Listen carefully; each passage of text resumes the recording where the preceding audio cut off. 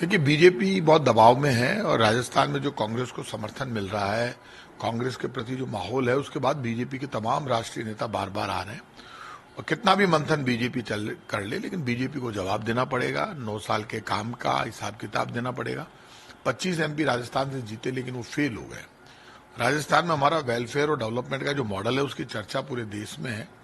आम आदमी को अधिकार मिले, रोजगार मिले और लोगों तक आपका रिलीफ पहुंचे। बीजेपी ने जो मुद्दा बनाया, कानून व्यवस्था, पेपर लीक और सारे मामले, ये बात सब जानते हैं कि बीजेपी सिर्फ कांग्रेस के मुद्दों पर इशू बनाती है, लेकिन अपनी उपलब्धियां नहीं गिनाती, बात नहीं करती। हमारी कानून व्यवस्था एमपी से, हरियाणा से, उत्तर प्रदेश से 100 गुना अच्छी है।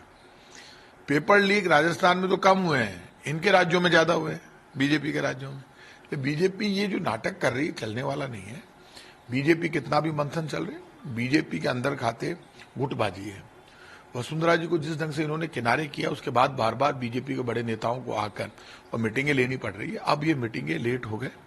बीजेपी में वर्टिकल डिवीजन हो चुका है, आपस में जबरदस्त लड़ाई चल रही है। और भारतीय जनता पार्टी पहले अपना घर संभालने में रखी हुई है। अब तक बार बार बीजेपी जो कांग्रेस के ऊपर अटैक कर रही थी, वो फेल हो गई। बीजेपी की परिवर्तन यात्रा की हवा निकल गई। बीजेपी कुछ भी कर ले, राजस्थान में कांग्रेस की बहुत बड़ी जीत होगी और कांग्रेस बड़े बहुमत के साथ राजस्थान में सरकार बनाएगी। अलग अलग बाहर के राज्यों के विधायक सांसदों को बुलाया गया है। यहाँ पर बीजेपी ने अलग अलग जेलों की जिम्मेदारी दी है।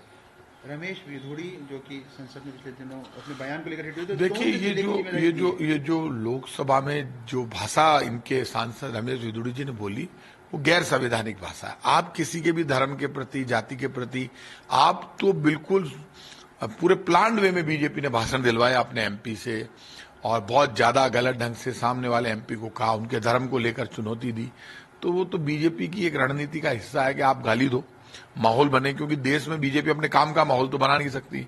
तो उनका एक एमपी दूसरे मुस्लिम एमपी को गालियां दे रहा है, उनको गलत गलत भाषा का प्रयोग कर रहा है, ये है तू वो है, मतलब बहुत गंदा बोल रहा है।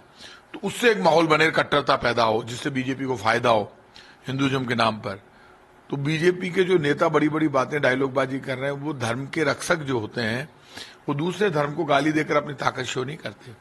बहादुर आदमी को कभी ये चिल्ला चिल्ला कर गाली देने की जरूरत नहीं पड़ती। बहादुर मौके पर अपनी बहादुरी दिखाता है। तो बीजेपी कितने भी ऐसे लोगों को लगा दे, इससे कोई फर्क पड़ने वाला नहीं। कोई बात नहीं, टोंक के लोग तो और होशियार है, वहां तो बिल्कुल ही स्थिति बीजेपी की कमजोर रहेगी।